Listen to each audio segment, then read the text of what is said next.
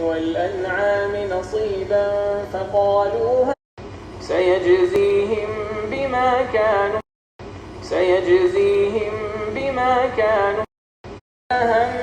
بغير علم وحرموا ما رزقناهم بغير علم قدمنا نؤتيه منها وما له في الآخرة